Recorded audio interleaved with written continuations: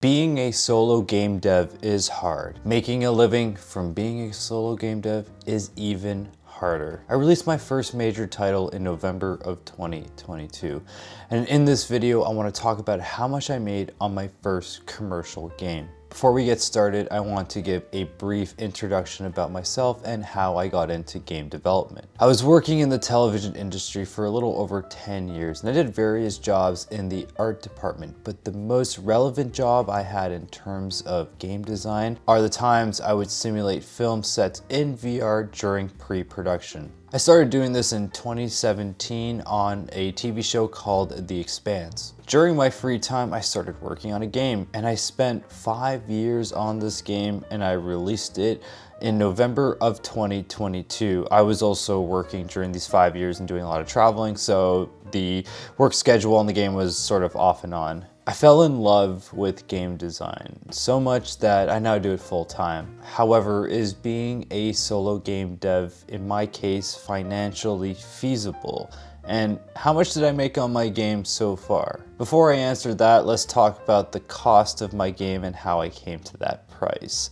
The Indigo Parallel, when it's not on sale, is priced at $12.99 USD, and I came to that price by looking at other games that were similar in genre, namely the Stanley Parable. The full price for the Stanley Parable is currently $14.99 USD, but the game was made by a small team and not by a solo dev. I landed on the price $12.99 because it's my first major title, and I felt that it's a fair price considering all the work I put into it.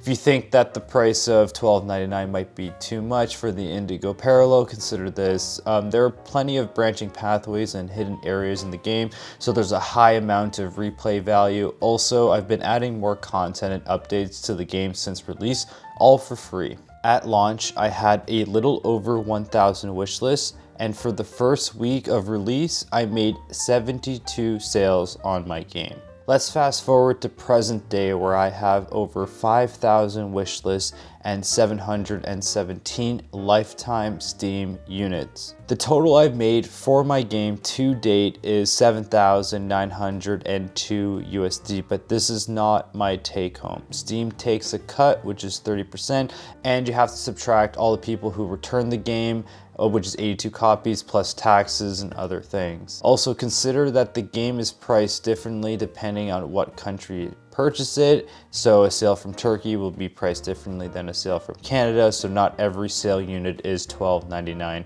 USD. So considering all that, I've made a take-home total of $3,404.60 USD. This does not include the month of September, where I had a really good month. That will update at the end of October, so it will ultimately be higher than this number, but this is currently what I've made on the game. Now, is it worth all the time I put into it? Is 3,400 USD worth the 5 years of work I put into this game? Now, technically working any minimum wage job in Canada would have been much more lucrative. However, consider this. When I'm making games, I love doing it. I get immersed into it, and it's my passion. Game development to me is an avenue for artistic expression rather than a job, similar to a painter or a musician when they are creating art. As someone with an artistic background, I'm at a point in my life where I want to be the lead creative on my own projects rather than working on someone else's creative idea. I'm very proud of what I made, but I'm not making a quote-unquote livable wage, especially because I live in Canada, which is a fairly expensive country, and I do travel quite a bit. Mind you, my traveling is very cheap. It's all backpacking, staying at hostels mostly, but funny enough, sometimes backpacking in certain countries can be cheaper than living in Canada. When it comes to income, luckily I have other revenue streams, including this channel, another YouTube channel, and some freelance stuff. Now, the question is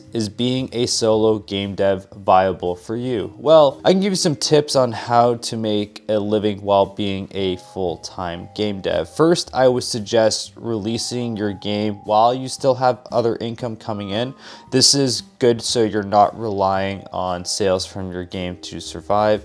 If you do want to make the leap into being a solo game dev, having a large amount of savings to fall back on and also a fallback career is pretty much essential. Another thing I can suggest, which is very circumstantial is if you have a partner who is the main breadwinner.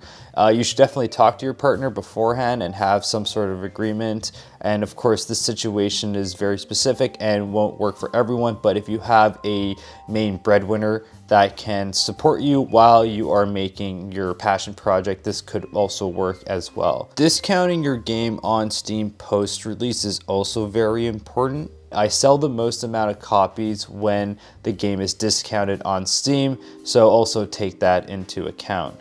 There's also a whole strategy when you put your game on sale and try to get wish lists and stuff like that, so maybe I'll talk about that in a future video. So once you release your first game, you can build a fan base, and when you become a known developer, having more than one game will increase your income quite a bit. So building a collection of games is going to be something in the long-term future you want to aim at, and just getting your name out there as a developer so when you make something, people are actually like interested in it. What is the future for me when it comes to game development? Well, I've been rolling out fairly regular updates, including quality of life features and extra content for the Indigo Parallel. I also have something very interesting in the works, including a new game. I can't wait to share more information on that game soon, and I hope you find this video interesting and informative. Peace out. I'll see you in the next one.